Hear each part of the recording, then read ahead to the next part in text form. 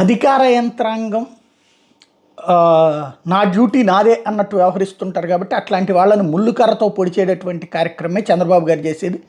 Spot visit అన్నది నిన్న 2 సార్లు రాత్రి సందర్భంలో కూడా ఆయన ప్రత్యేక పడవ మీదన ఏదైతే ఎన్డీఆర్ఎఫ్ వాళ్ళకి సంబంధించినటువంటి పడవ మీదన ఆ వరద ప్రాంతాల్లో ఆ నీళ్లలో విజయవాడ రోడ్ల మీదన అదే రోడ్ల మీదన వెహికల్లో స్పీడ్గా వెళ్ళారు ఆయన.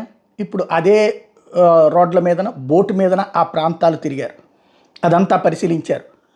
ఆహారం అందుతుందా లేదా, ఆహార పొట్లాలు వచ్చినాయా లేదా, నీళ్ళు వచ్చినాయా లేదా, ఇవన్నీ కూడా చెక్ చేసుకున్నారు. అక్కడ ఉన్నటువంటి వాళ్ళకి సంబంధించి రెస్క్యూకి సంబంధించినటువంటి ఆపరేషన్స్ పరిశీలించారు. రాత్రి అంతా సబ్ కలెక్టర్ ఆఫీస్లో కూర్చునే ఇవన్నీ కూడా చూడటంతో పాటు స్పాట్కి 2-3 సార్లు విజిట్ చేశారు. ఇక్కడ సమస్యల్లా అవన్నీ ఒక ఎత్తు. ముందు ఇప్పుడు అర్జెంటుగా కావాల్సింది ఇళ్లల్లో ఉన్న వాళ్ళని బయటికి తీసుకురావడానికి కావలసినటువంటి ఏర్పాట్లు, అవి ముఖ్యం.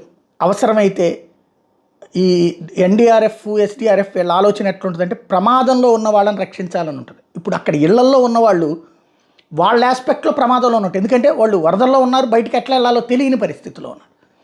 అదే సందర్భంలో వాళ్ళకి బయటికి తీసుకొచ్చేటటువంటి డ్యూటీ మాది కాదంటారు, ఎందుకంటే వాళ్ళు ప్రమాదంలో లేరు కదా అన్నటువంటిది వీళ్ళది. ప్రాణాపాయ పరిస్థితి వస్తే కదా కానీ లేదన్నట్టు. ఇప్పుడు కావాల్సింది ఏంటంటే అవసరమైతే నాటు పడవలు తెప్పిస్తారా, చిన్న పడవలు తెప్పిస్తారా, ఇవన్నీ జాగ్రత్తగా ఆలోచించి ముందు అక్కడున్న ప్రజలు యువతలకు వస్తానన్నటువంటి వాళ్ళని రప్పించేటటువంటి ఏర్పాట్లు.